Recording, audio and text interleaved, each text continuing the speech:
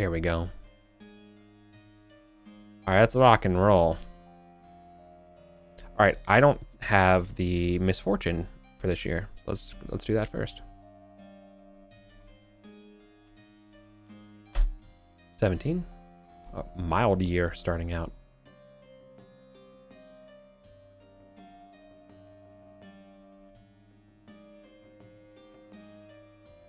Good, that catches on.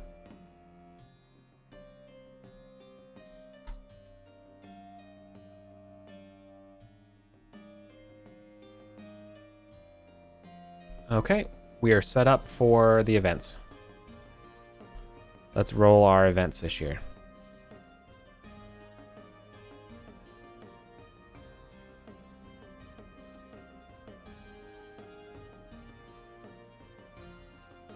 All right, we got a benefit in winter and rated and no results.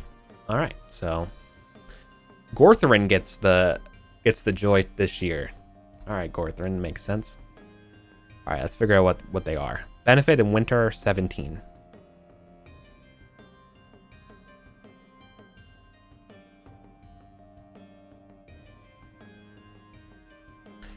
Bad luck. Bad luck. I want good luck. Good luck. Good luck. Here we go. 17. The bees were active. Bonus of apiary. Doubled if one is present. -1 fate. Hell yeah. Extra good bees.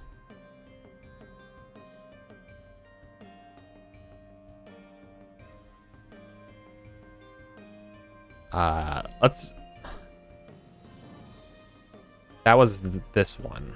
So that's an extra -1. And we'll go over here and we say boon. Winter. Bees. In a good way. And he also gets rated. When do you get rated, buddy? Spring.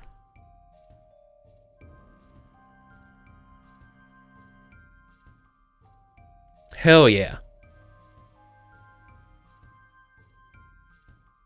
Put on my hair.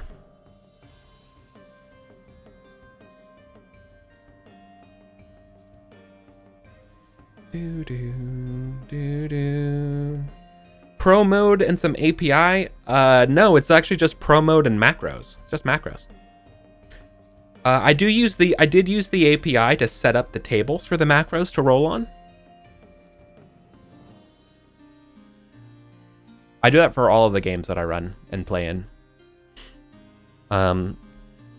So, for example, this was the events one, right? So, family events, not the one I want. I want events and capitals. So, all I do here is I'm rolling on a luck table and the season and a D100. And then I'm rolling the conflict. Similar. So, like, the manor luck and conflict tables are all... oh shit. Oh shit. I'm rolling on the anarchy conflict tables and not the boy king. I think they're the same. I think they're the same.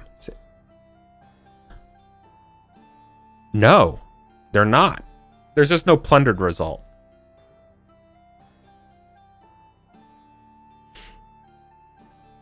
I got raided, which it could have been bandits. It's okay. I can just... I'm already almost out of the boy king already. I fucked up. I've been rolling on this table for so long. I forgot. Oh no. That's fine. It's a 50-50 chance. It's bandits or raided. 3 or less, it's raided or bandits. Nope, it's raided. So I was right the whole time. Charts don't lie.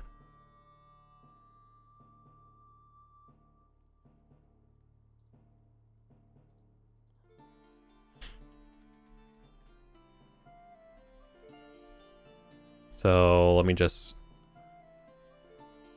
Let's do... Gortherin gets bees in winter. Good thing. Raided in spring. Saxons.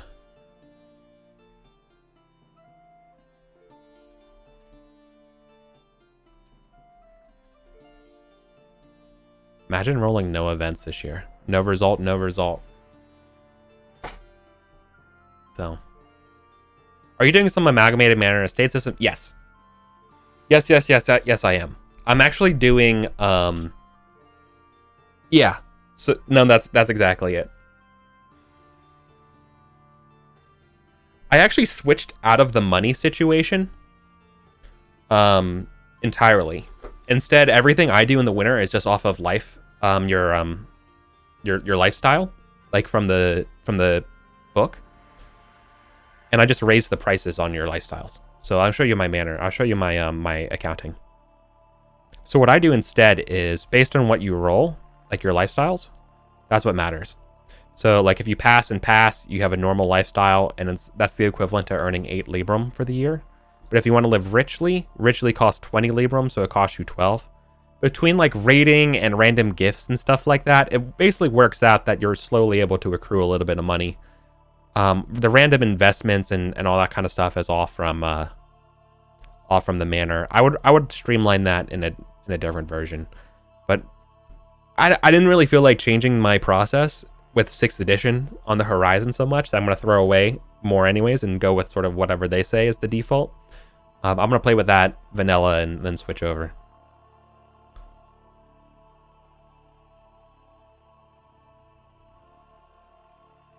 Because I think the winter phase provides a lot of interesting ramifications and provides a lot of interesting decisions. The event stuff, very interesting. There's a lot of good in that game, but I also don't want to do all the accounting. Although everyone here will betray me and be like spreadsheets. So when I say I don't want to do a lot of accounting, I'm sure everyone feels like I just betrayed them. But so it goes.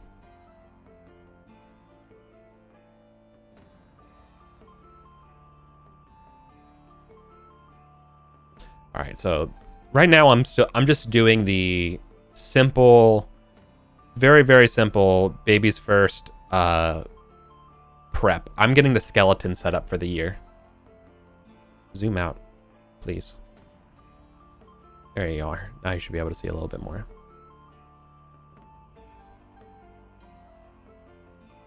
I think it's fun when you don't have to do it.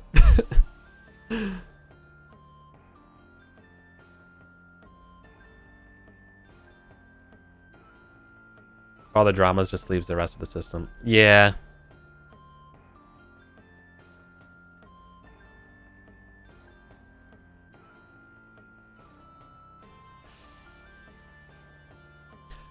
I kind of wish you just didn't track money to begin with in this game. You just kind of had like your lifestyle, and it's sort of like Iron Sworn, where it's like, you know, your when you roll your luxury, like your wealth stat, you know, that's your lifestyle.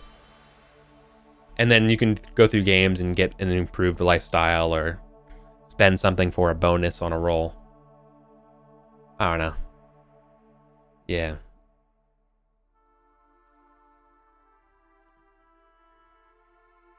See, I think the tracking and the money, like, that's not interesting to me. It's like encumbrance, right? I always go back to like encumbrance and the way encumbrance works in games, where the idea of tracking your fucking like individualized strength score and like how much this rope weighs, you know what I mean? And you're like, oh, I'm 18 kilos at a 18.6, you know? I don't want to, like, no, that's not interesting. That sucks, actually. It's really annoying. However, the problem, but the problem space of encumbrance is like, do I drop these iron spikes and mallet that I'm carrying to seal doors to carry out this jade statuette?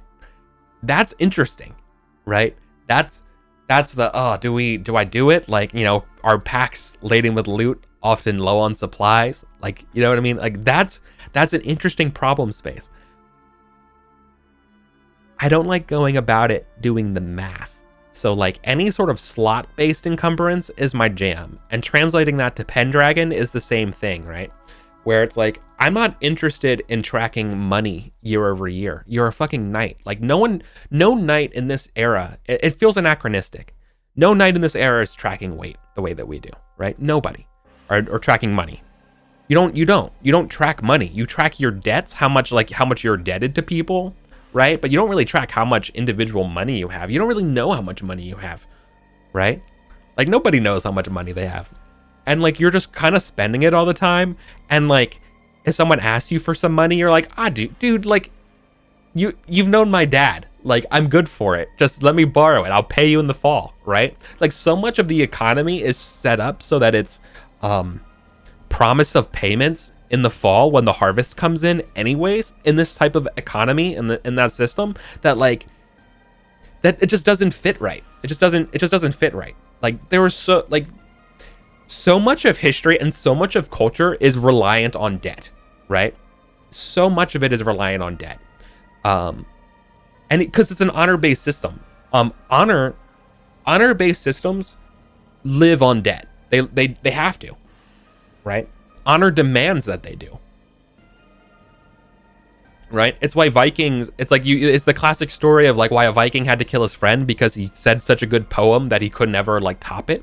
So like, it's a huge insult to give a gift that somebody can't like reproduce of equal value, right? Or solid value. So like, if your best friend gave you a Maserati or like a Lamborghini, you would have to duel them because like, you can't afford your own Lamborghini. So like, how am I supposed to give back to my buddy? Your buddy is basically saying, like, we're not equals anymore. That I'm saying I'm better than you because I can afford to give my friends this dope ass shit, right? So like, that's the problem, and that's in that sort of culture that kills you, right? It's saying that you're a bitch, like, because you can't give your friends also a Maserati, right? Or even like a Lexus, right? You can't show up and give your friend back a Prius after they give you a Maserati, right?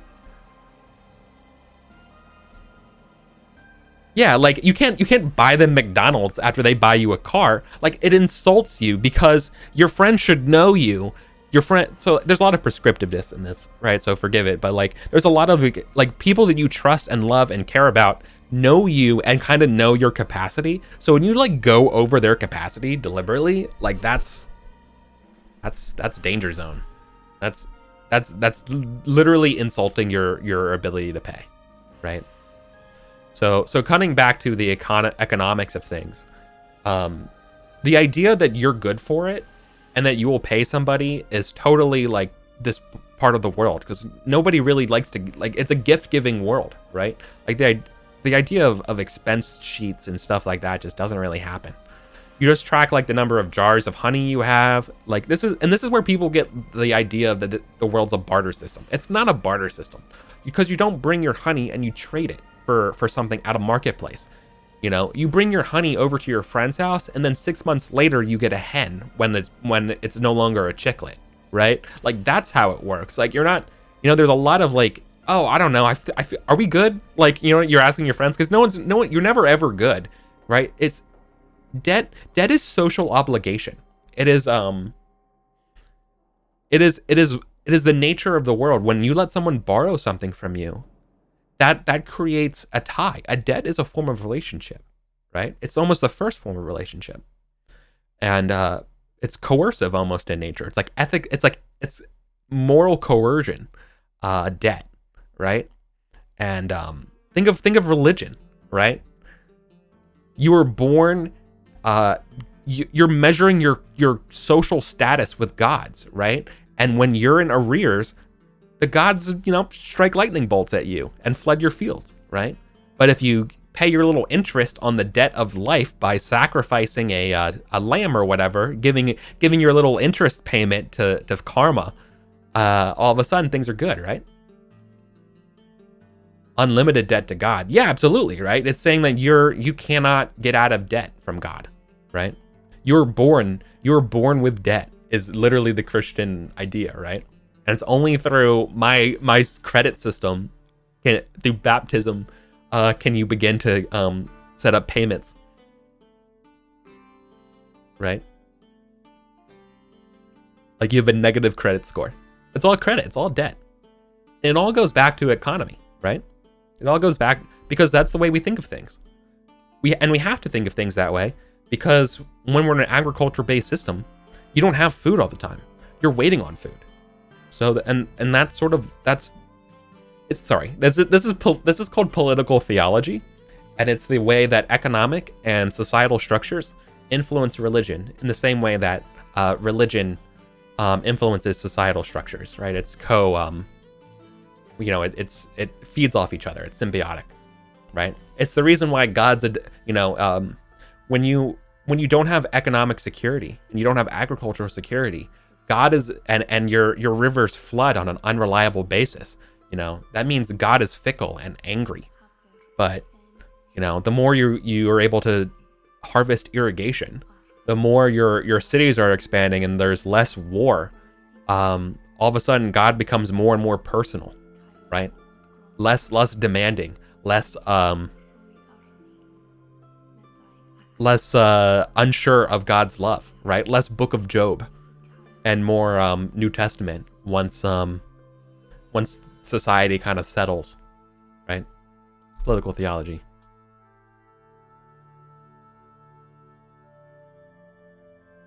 Anyways, where were we? Oh yeah, we're prepping Pendragon.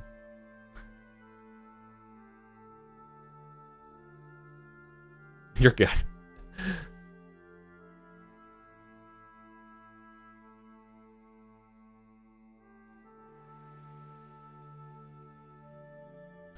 Yeah, Job is saying something like, you want to build this thing, it'll take you 2 years, right? And just don't worry about the money. It'll take you a year to build it, right? Seems reasonable.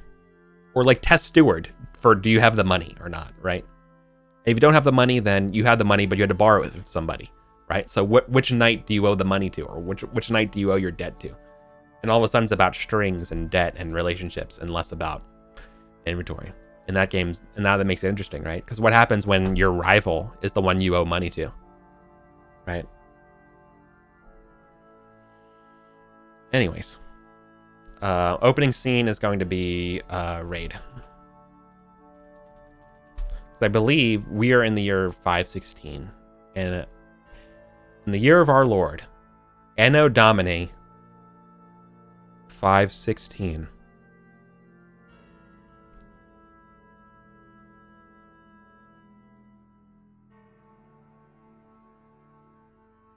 I believe this is a war. Sir Bedivere, the cupbearer.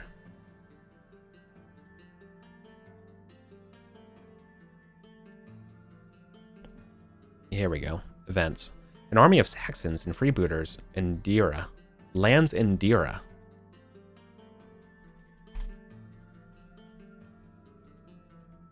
The hell is Dira?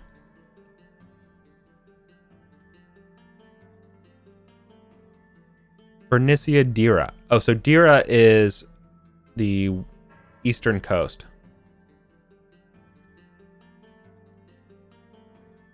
Northeast of Malo. Yeah. Octo. Oh, okay. Yeah. Right. Got it. North of Lindsay. West of St. Albans. Okay. Yeah. That area. Got it. Check. North of London. Yeah. Okay. That's Dira. No. It just reminds me how little I know about this geography and how much I have to learn. It's like Europeans knowing about states in the US, It's like we know a little bit here and there. North of Lincoln. Here we go. North of Lincoln. The battle has 4 parts, including the siege of Epicurum. Oh, man. Wait, I'm jumping ahead. Army of Saxons land in Dira. They force march themselves and take the city of Epicurum. The king of 100 knights barely escapes. Fleeing northward to Catterick, the city surrenders. Upon receiving news of his impending war, Arthur is very angry. He had too little time to spend with his beautiful new wife. He sends words for his armies to aid him and dashes off with only his household, some busy knights, and some round table knights, and whoever along the way volunteers to help. He takes Guinevere with him as well, though, which slows him down. Sir Kay brings 2 pavilions to stand up with each other, where Arthur and Guinevere stop each.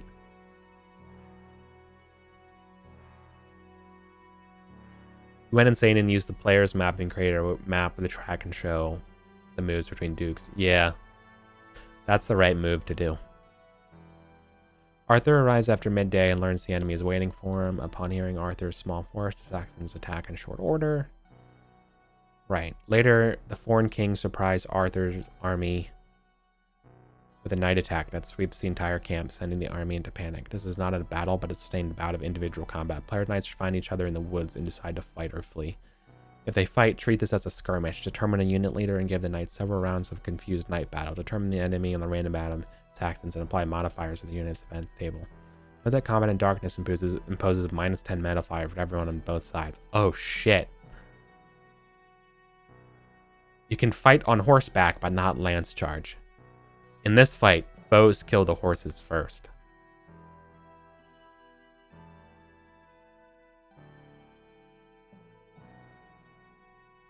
Okay. All checks to those stay and fight get a valorous check. In the confusion, Arthur and some of his companions encounter enemy commanders in conference, and though outnumbered, attack. In the fight that ensues, the Saxon commanders are killed. In the morning, when the enemy troops discover their dead commanders, they are confused. When attacked by others' men, they rout and flee. Arthur rallies the remnants of his army and marches in pursuit of King Colgrin, who withdraws to Eberkurum and shuts himself inside. King Malahut joins King Arthur here, and together they lay siege. Arthur sends his wounded back to London, Lincoln, and Leicester. Got it. Okay.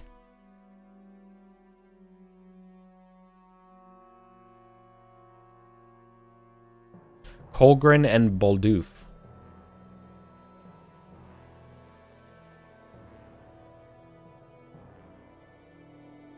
King Arthur sends Sir Cador of Cornwall and his army to ambush the Saxons.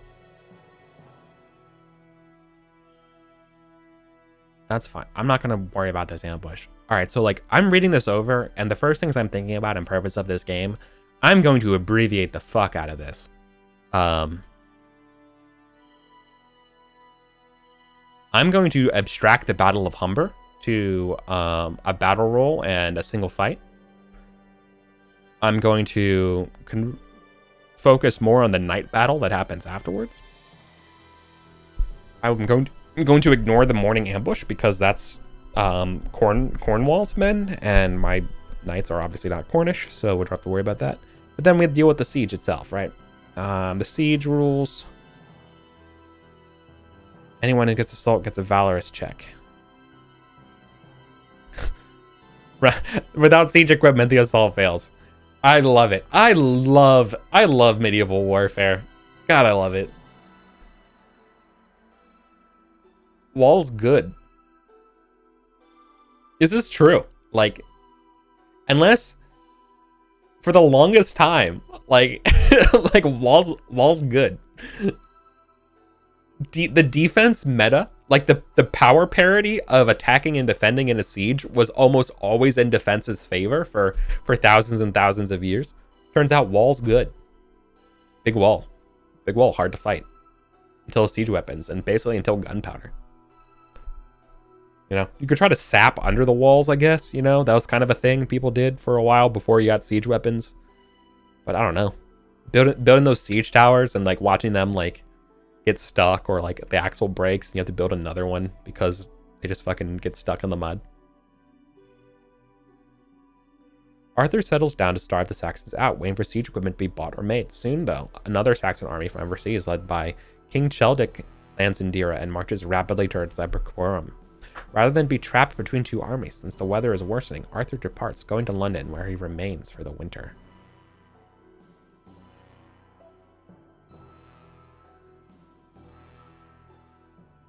All right, so short Battle of Humber.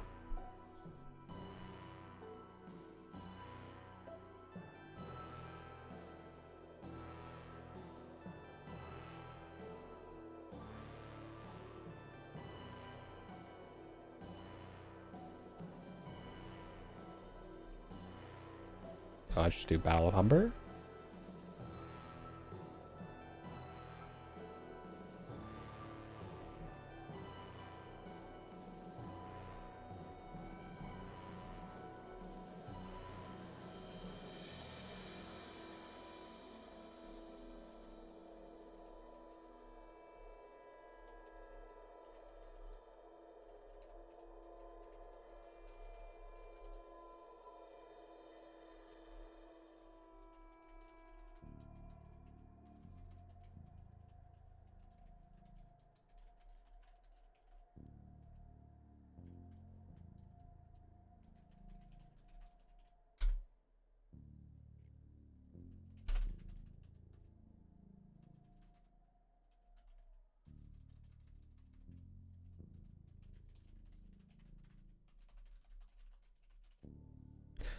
So I'm just writing out my notes here of how things are going to go down.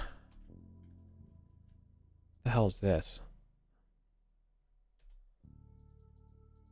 Is this in my header?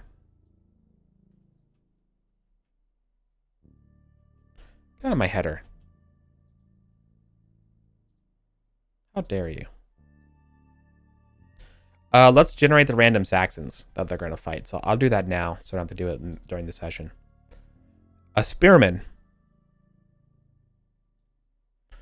And javelineers.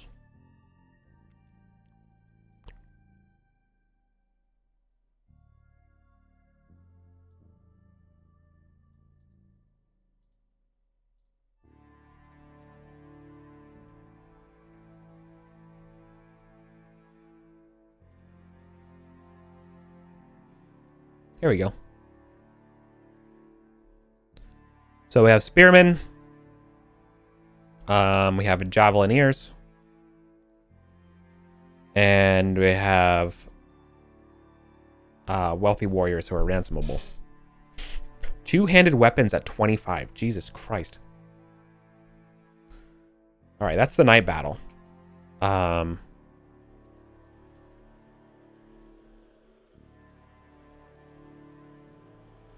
Narrated.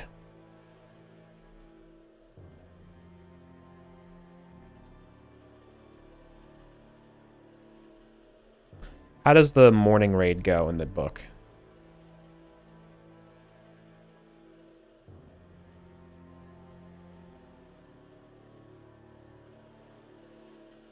Kador wins. Beetulf sneaks into Ebercorn with his brother Colgrin.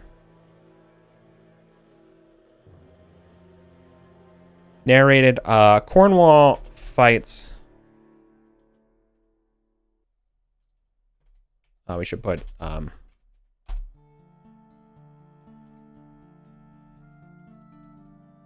Baldolf and who? Baldulf.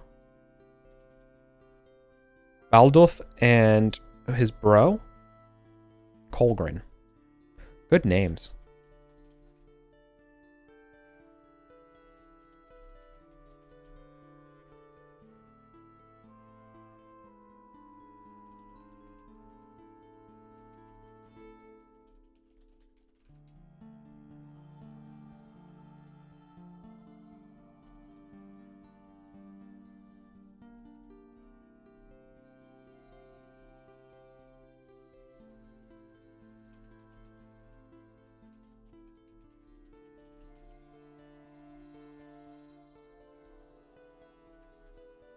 Wait, how many people die at night?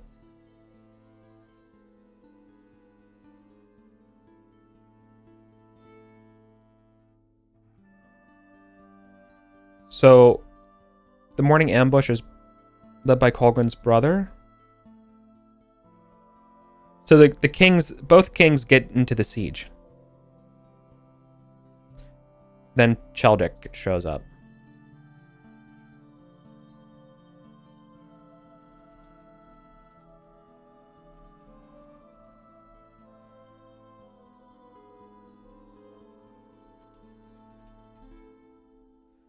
Calling this the Saxons of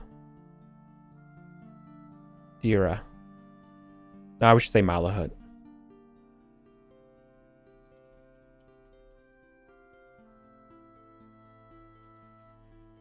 Hey, if you don't if you remember from last session why I brought up Malahut, winky face.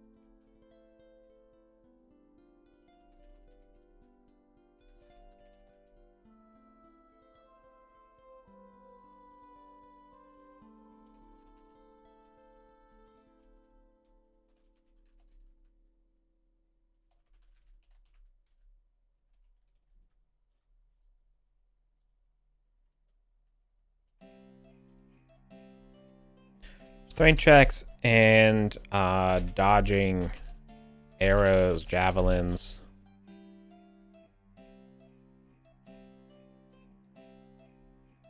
Futile. Driven back. Narrated. Charge in the walls and gates. Arthur Big Mad.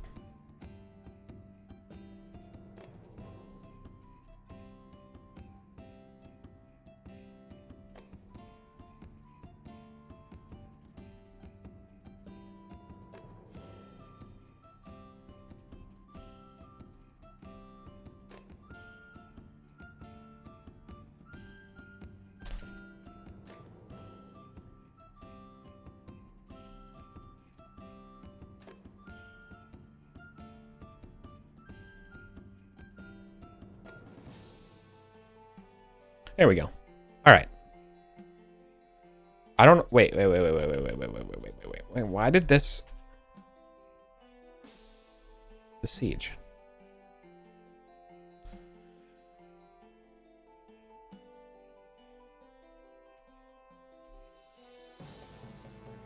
There we go.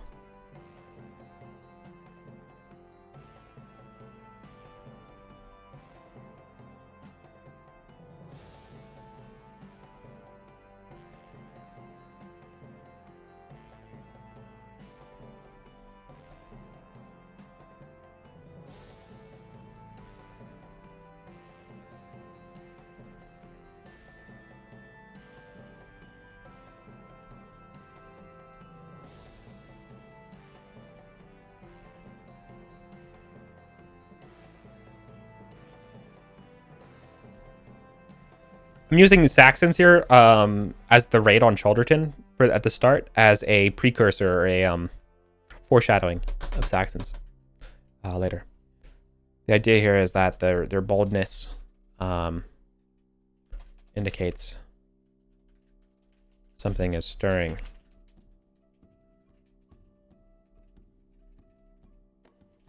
To battle Arthur. All right, Gorthrin. That's the raid.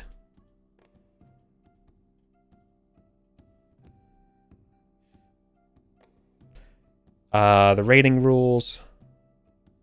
You roll siege, valor, sword. Okay, and that's what. See how many the wounds are. Raid Shadow Legends rules.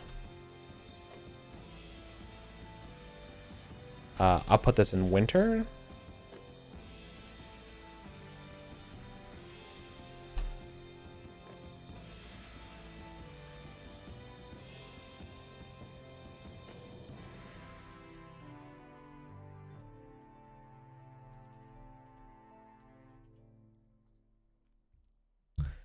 Okay. We're still rocking and rolling. So we have the opening scene, the raid on Chalderton. We don't have any Acewin events. We need to roll family events, and we need to roll survivals, and we need to roll a peasant or a justice kind of thing for squires.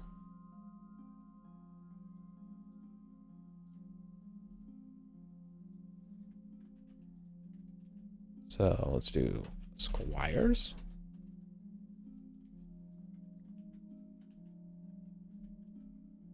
Why didn't you copy the bullet note too, buddy? Squires.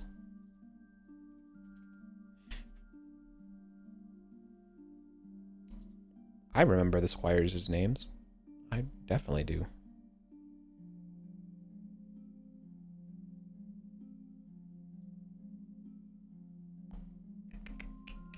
I should just look at my notes.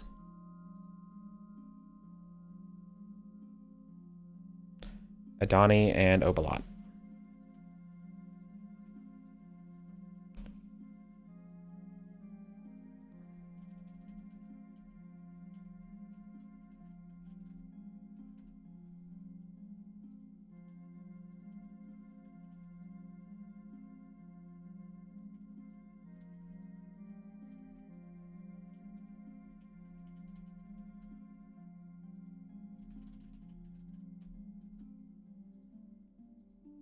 All right.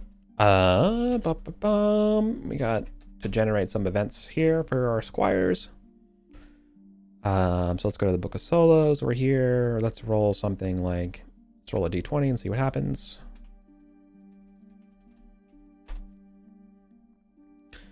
Oh, I'm supposed to roll a d6. No, d20. 2, vassal duty. /RD10. 8, generic, fight barbarians.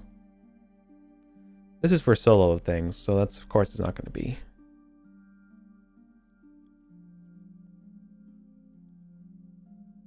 That's just determined. So that doesn't actually, that just determines experience and stuff like that if you weren't doing anything for a year. So that doesn't really help. I'm going to replace that instead with a yearly event. So I'm going to roll a d20. An 18. That's bad fortune. Bad fortune. Let's roll a d20.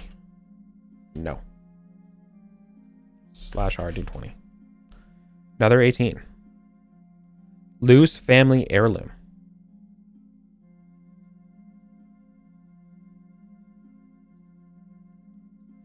Okay. Adonwi lost his family heirloom. What was the family heirloom? Let's roll maybe like peasant and see what happens. Tools.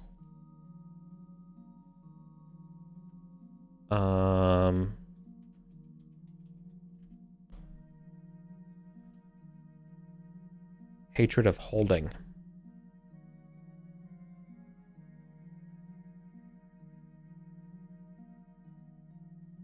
No, wait, there's a Donnie. He hates Saxons.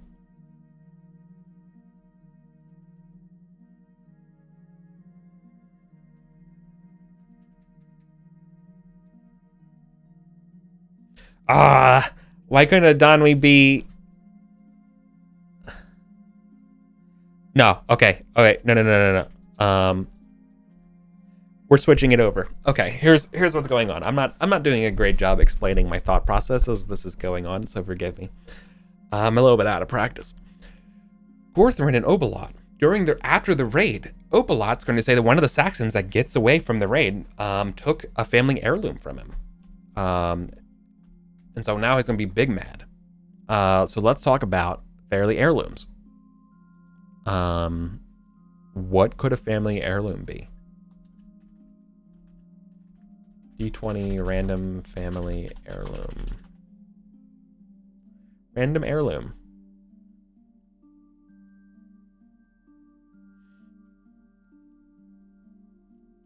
/roll D8. 6. It is a weapon. /roll D8. It is a bow. That doesn't make any sense because it's going to be a sword. He lost a bronze sword.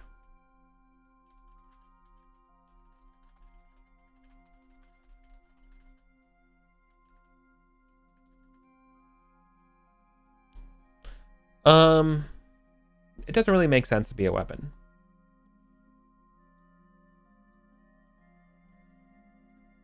I'm gonna say a bronze necklace.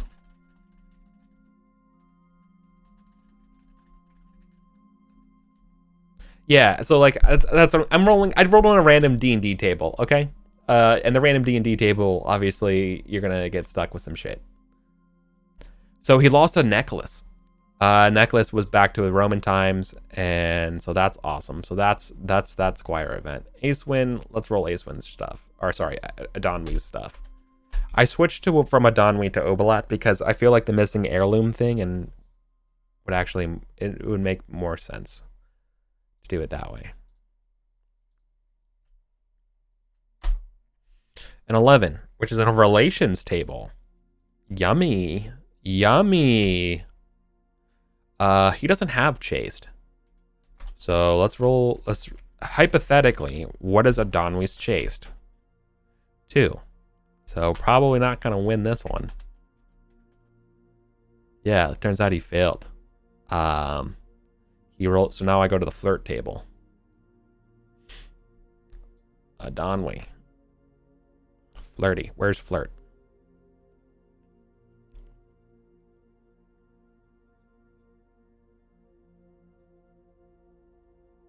Flirt table.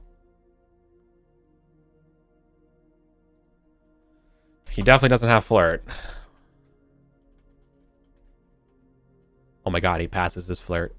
His appearance. He doesn't have a 2 appearance, let's be honest. He has a 10. Does he? Oh my god, okay. And then play dance, players sing. He's a dancer. Let's just say 10. Oh my god, he passed all of them. Oh my god. A rich widow tries 1d6 years to get his attention. So he has won the heart of a rich widow.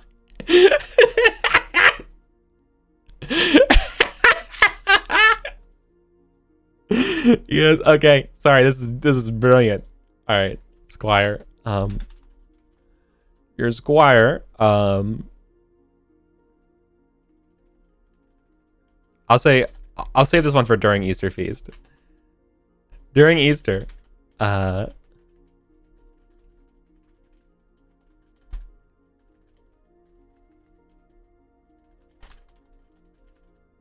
let's make up a random name because it'd be another random person against Obalot. Oh, that would be weird. Achillid. I mean, this guy's not even super good. This is this doesn't seem like a good fight for Adonwi. Against another Squire.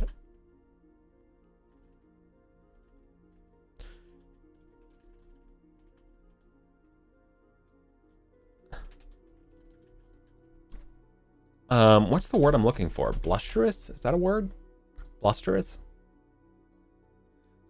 Swagger.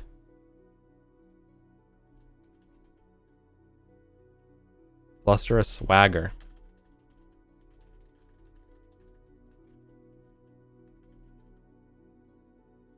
What if it's Myth? What if it's Myth?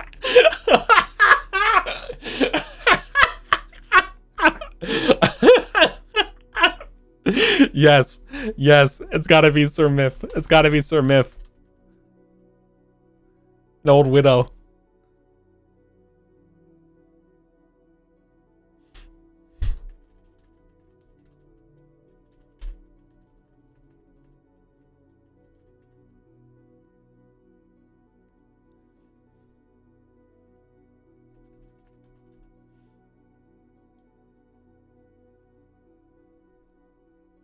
Wait, no, isn't Sir Myth dead? I don't remember. Hold on, hang on a second. Is Myth dead? Myth's not dead, is she? Oh, they're dead. Shit.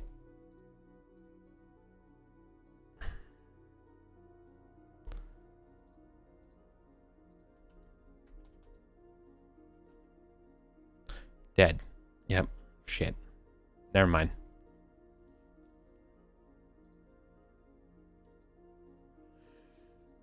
Rip.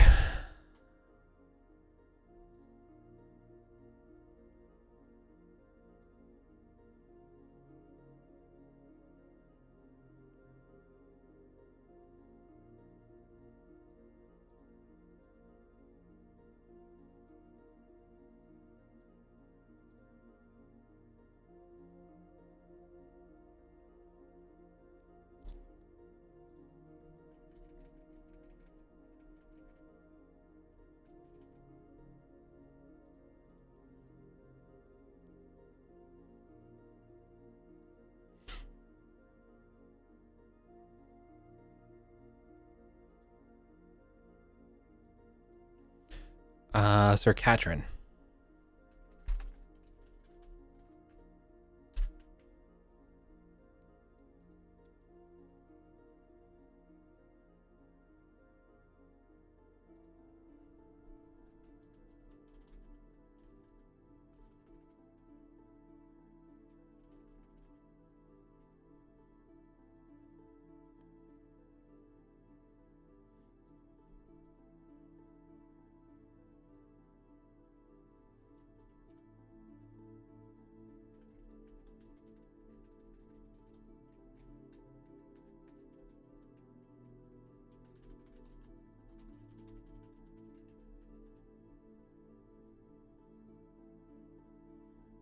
All right, we gotta do family events.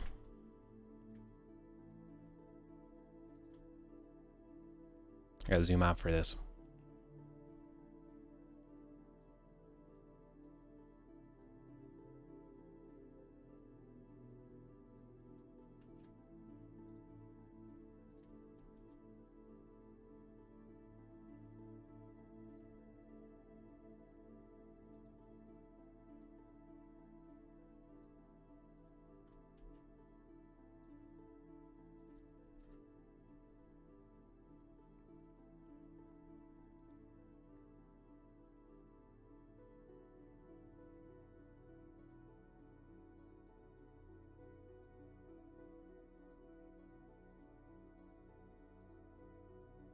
Uh-oh, doesn't look like Helen made it.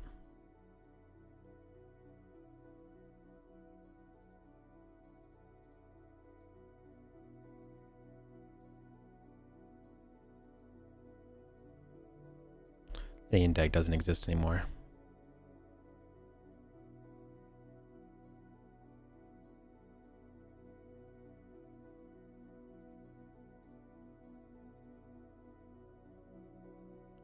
Any ones? Pattern.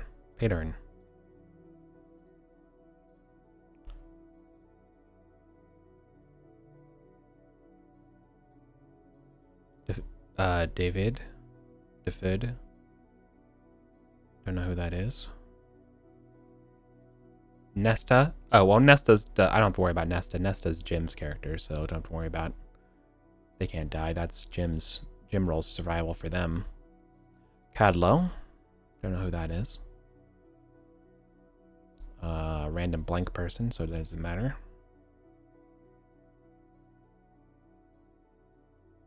More random blanks, so that doesn't matter. Sir Caradoc.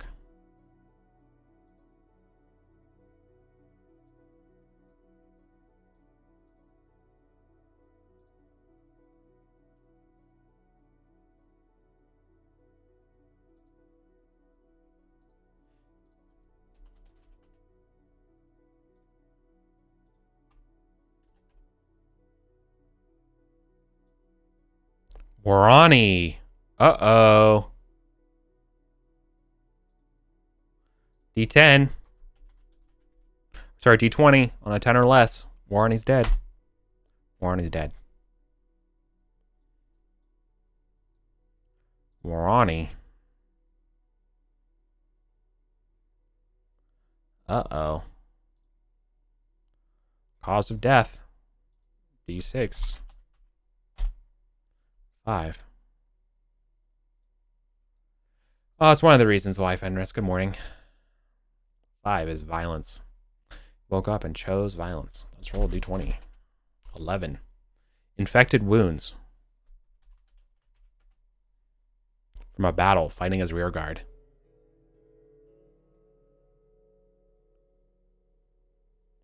I thought you were in the... Is it evening? I don't know, the liminal time for you?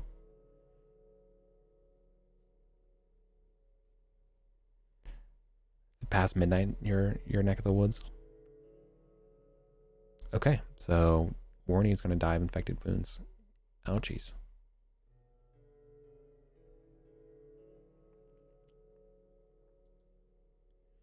That's a player characters.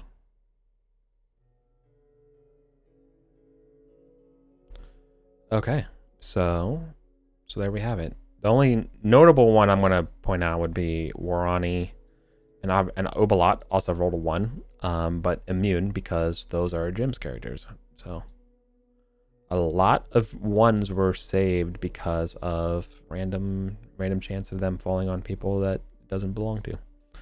So Kardak and Kinfan, Kardak is dead.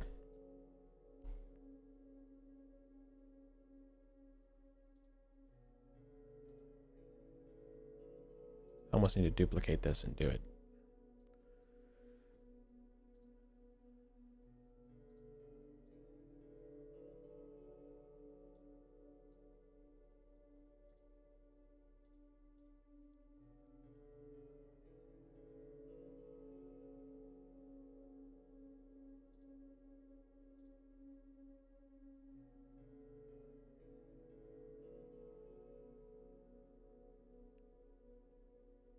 Pendragon at 44 is dead.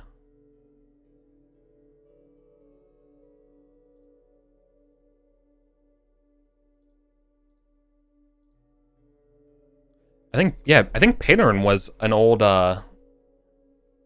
squire, right? Any great sadnesses to tell of? Nothing tragic yet. I think is a good thing.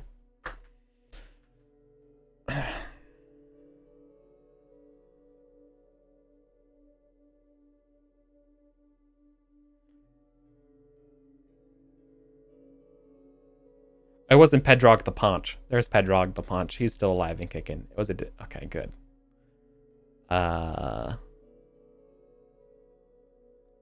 Defid's dead.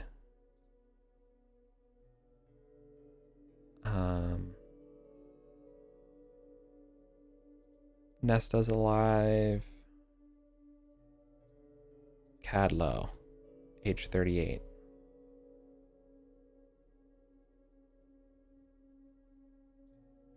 Dead.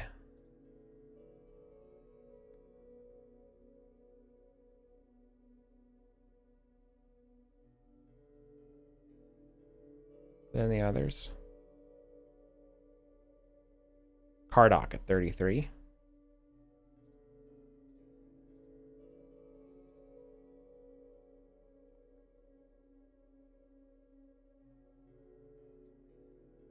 And Morani, 24.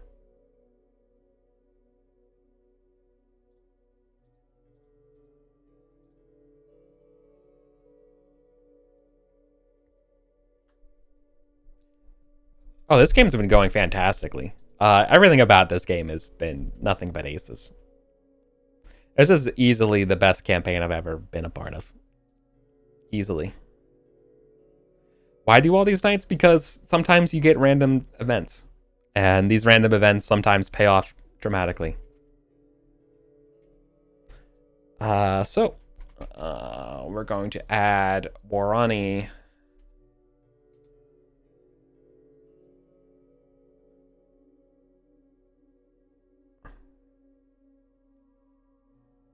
I will add this to the Battle of Humber, or the night during the night battle.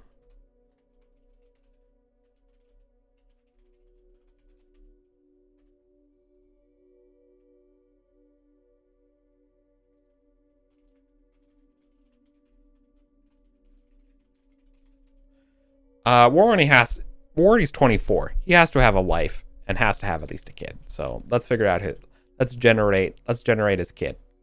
Let's generate his partner and then generate his kid. His partner is Galesig, and their kid is going to be a steward.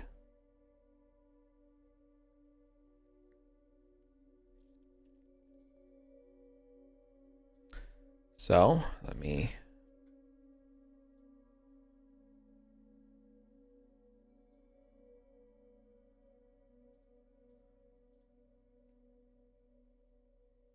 Steward.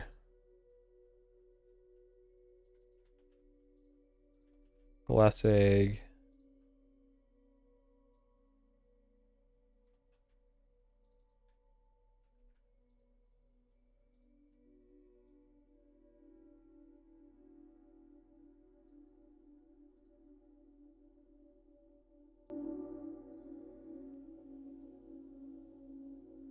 Man, this music is sick. This album reminds me of the Mandy soundtrack.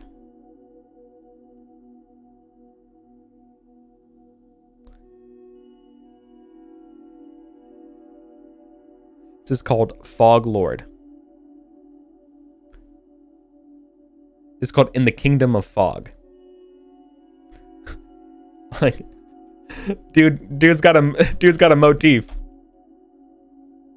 I was listening to the earlier the album was a different. It rotated to another dungeon synth, but this album is called this band is called Fog Castle, Fog Lord, Fog Weaver, and it's called In the Kingdom of Fog. Dude likes fog. Is this by any chance about fog?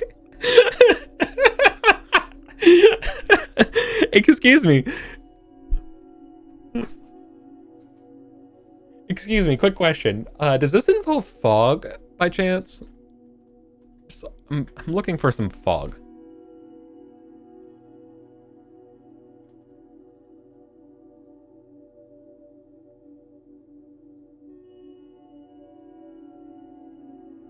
And grab the whole thing. Fear of dragons. They're obviously not 10 years old. They will also be 22. Spouse of Warani. Alive. Baby.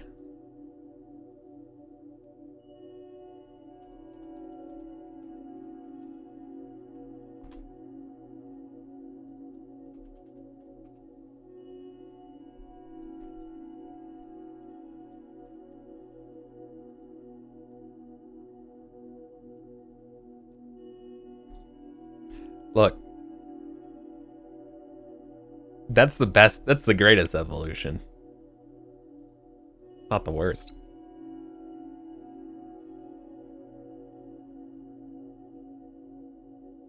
I do love how all these like black metal concept albums, like those opening tracks, just became like, what if we just did a whole album like that? And everyone's like, that's a good idea. I agree.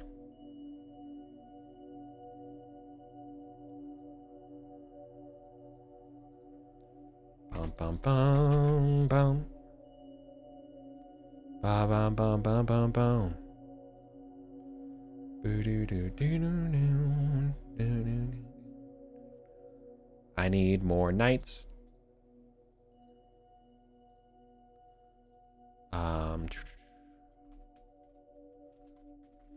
Options.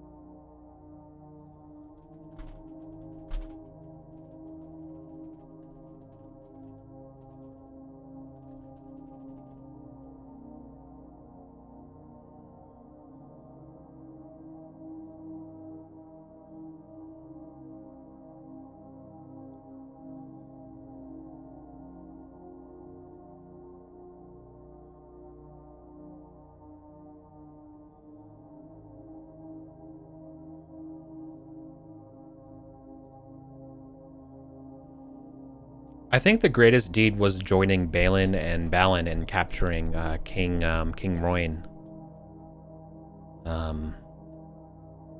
in 512 or whatever it was. You know, the Knight of the Two Swords. The fact Lorne was there and did all that shit with us and just rolled crits for days was just the best. That was the absolute best. It sucks that things changed time-wise and scheduling, because otherwise I would have had Lauren return as Balin, but that storyline continued. Yeah, it's 518 in a moment. It is. So just so you know, Fenris, I'm moving to Ireland in mid-August, so I'm going to have to stop the game for a little bit. I'm going to put it on pause, and the goal here is to get to 518 and finish 518 before I go and have to leave for vacation. You know, I have to disassemble my computer and fly 4,500 miles, and you know, but like we're gonna keep playing. We're just gonna have to change the schedule of when we play and stuff like that. But like why Ireland? My wife's a national, so we wanted to move somewhere. This is gonna sound dumb, but we wanted to move somewhere where you can speak English, and because she's a national already, it's the easiest thing in the world. All I have to do is just show up and say, hey, I'm a spouse. So no problem. Yeah, so like Dublin.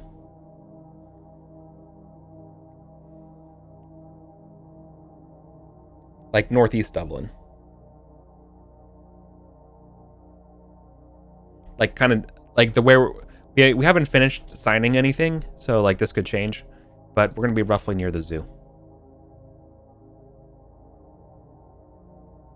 Hey, and I'm so excited to do it. It's gonna be enough of a culture shock that, you know, not having to worry about the language is sort of just that extra little level. Not to say it's much of a culture shock, but you know, and we can always move somewhere else. That's the best part after being in the EU, is that we can, you know, free movement around. All right, we got to do a lot of stuff here. We got our Squire stuff done. Acewind doesn't get a solo event. Borthrin raid. Easter feast. The feaster. Be a short feast.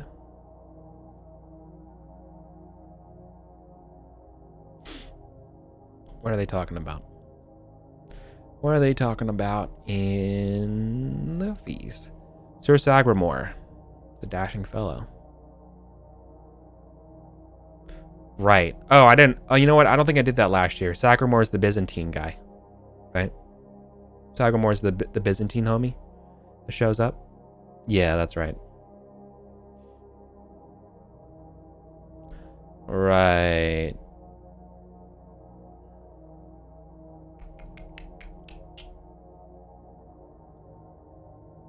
I don't think I did that. Oh, Sagramore shows up this year.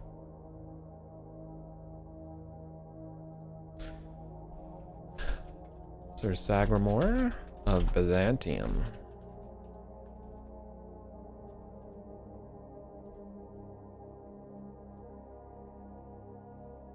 Is he a twink? I don't think so.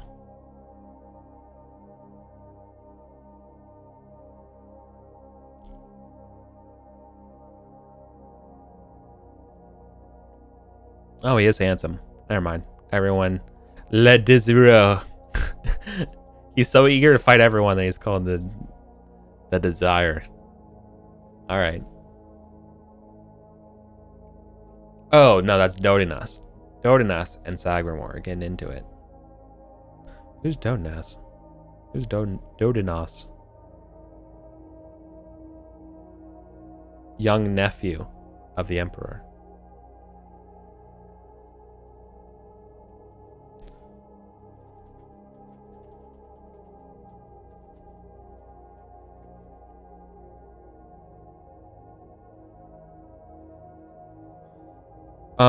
Apparently it's Ariadne. The Emperor is actually an Empress in the year 515. Maybe it's 516.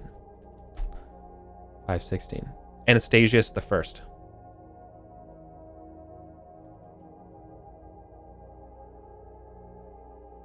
There we go.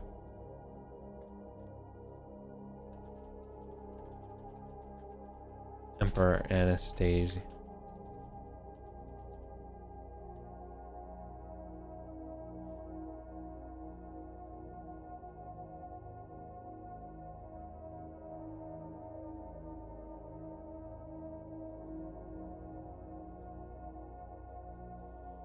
He's known for fucking over the church.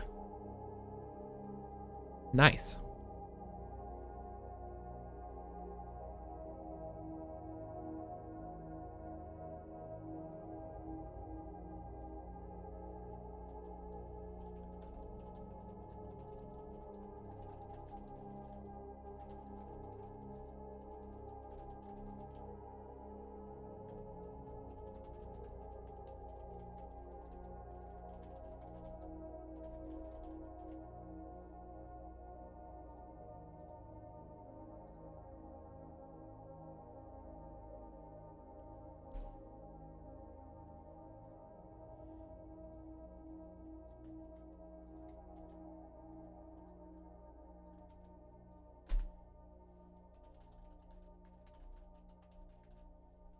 You know, I gotta get what's it called? Camelot. Camelot's gotta come online soon.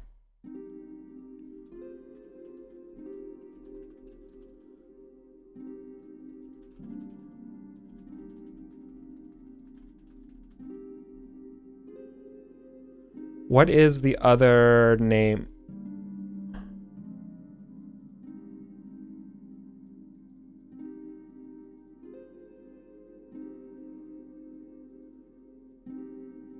It is after Baden. Okay. Well, that's good then. Yeah, it's the Winchester. Yes.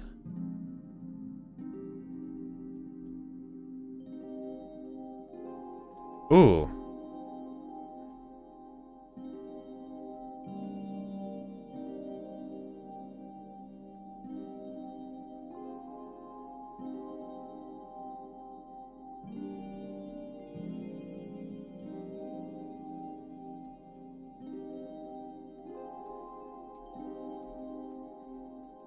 Anything I can steal from you about Sagramore?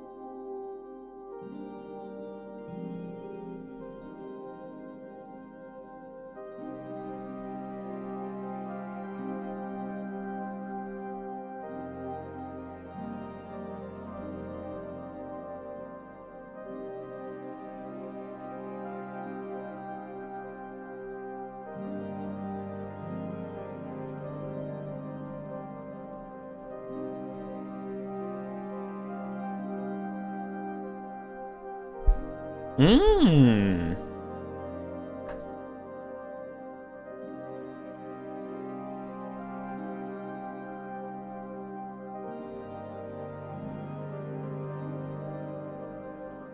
Looking at Byzantine fashion right now, just so I have an idea of what the hell is going on.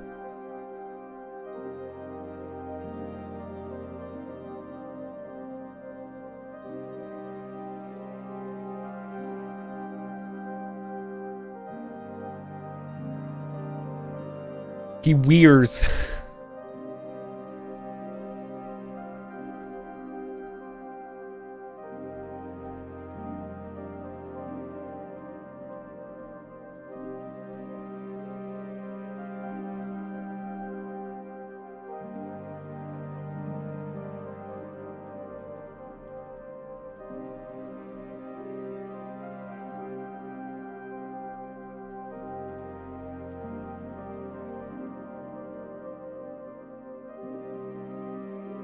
Yeah, I haven't used Tristan yet.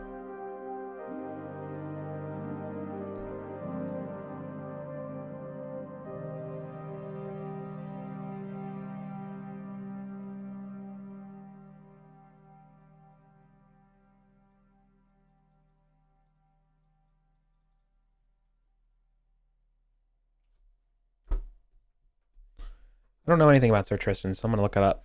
I got my book next to me. It's like the only book that's coming with me to Ireland. It's my King Arthur companion. We are looking at that will live until Camelot killed by Mordred. Holy shit. That's sick. That's dope as fuck. That's so cool. Tristram of Lyonesse. The story of Tristram and Isolde is its vast, rich body material. Although the Vulgate and pre-Mallory treatments sometimes refer to Arthur and Tristan as contemporaries, Mallory's earliest version has yet to find a true. Blah, blah, blah. How Foster manages to consistent integration of Tristram into Prince Valiant for time came to kill Tristram off. Tennyson, for instance, uses Tristram in the last tournament, but does not seem to like him very much.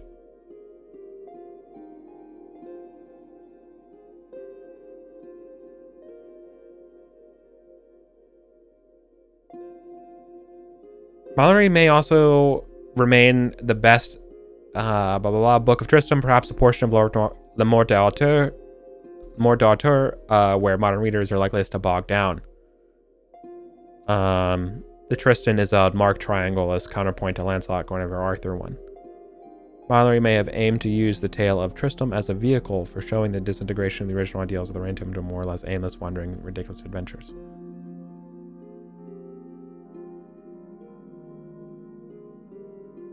Melodious of Lioness.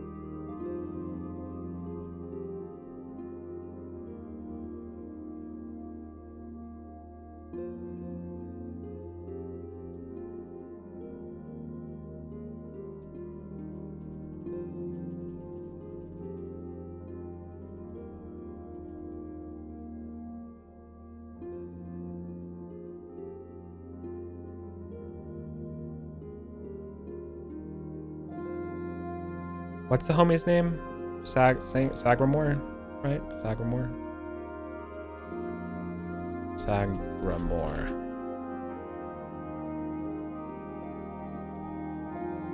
Yeah. Awesome.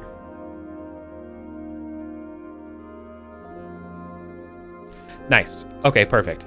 So then, sick. Okay. So we got the feast. We got the battle. We got some squire shit. We got Acewin meeting Sagramore on patrol. We got the battles. We got Warani falling. Who is the emo?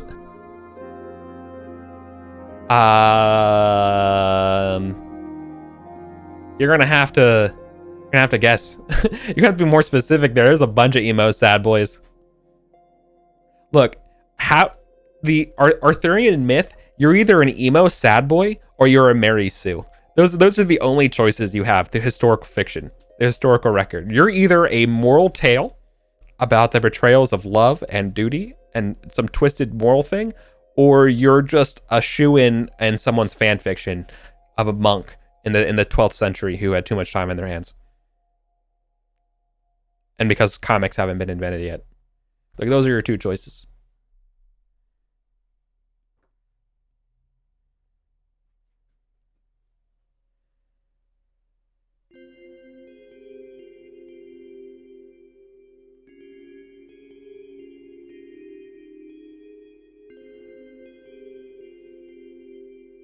I think, like, Sir Balin has to be the original sad boy.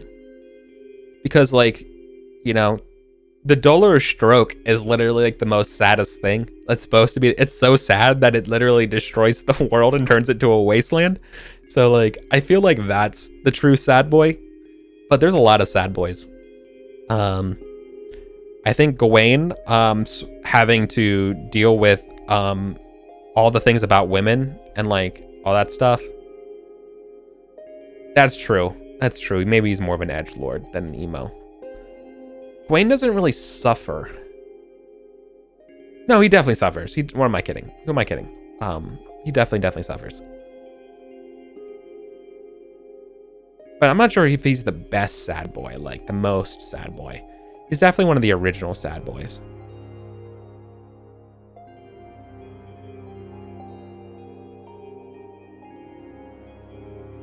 All right, I'm feeling like we got to a good spot here. The only thing I need to do is come up with a poem.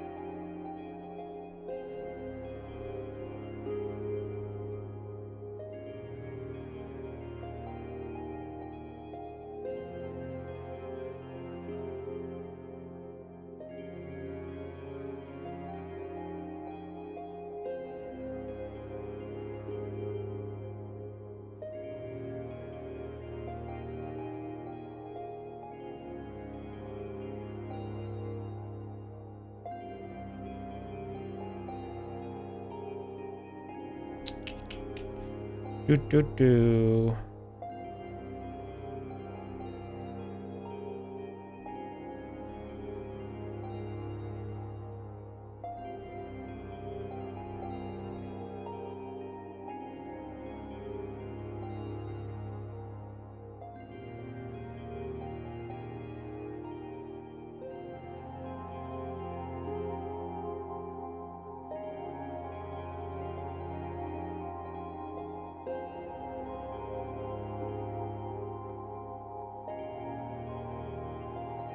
Let's see.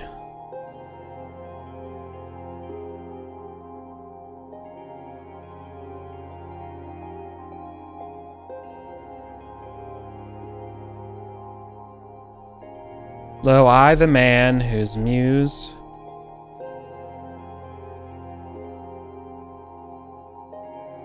Bloom? What the hell is that, a word? W-H-I? Lo, the man whose muse whom did mask as time her taught in lowly shepherd's weeds am now enforced a far unfitter task.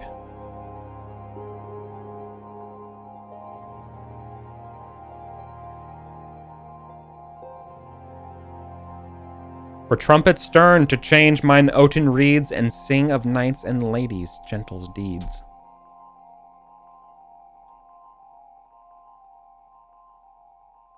This is apparently a word.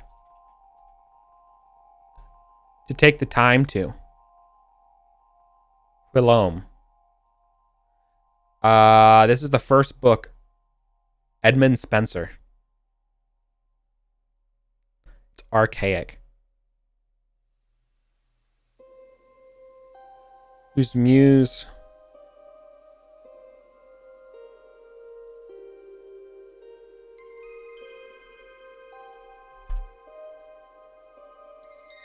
it's Edmund Spenser.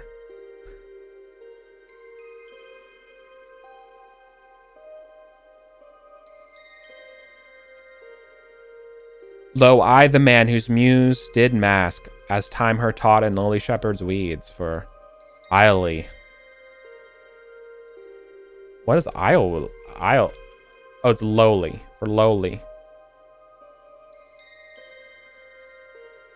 Am now enforced a far unfitter task. For trumpet stern to change my oaten reeds.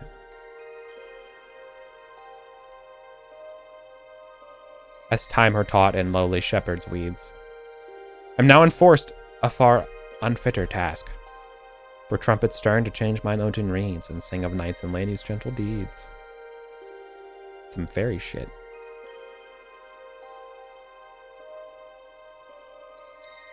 Whose praise have slept in silence long, me all too mean the sacred muse reads. To blazon broad amongst her learned throng, fierce wars and faithful love shall moralize my song.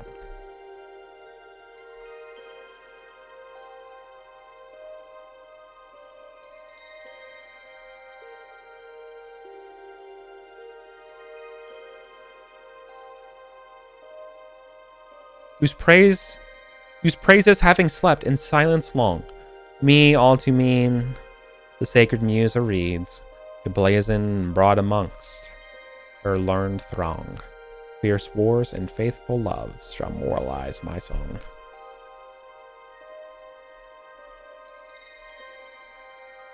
Hopefully I get it right when we do it. Snaps in praise. All right, we're looking good. I'm gonna head out of here. I'm gonna get some food, and I'll be back on in about half an hour for Pendragon, yo. Thanks for hanging out while we rock and roll. Oh, there's more Foglord. This is also Foglord that we're listening to. A lot of fog. Anyways, thanks for hanging out. Pendragon is going to be good for go. Greenlit. See you all in a little bit. I'll probably be back on in, about 20 minutes. So later.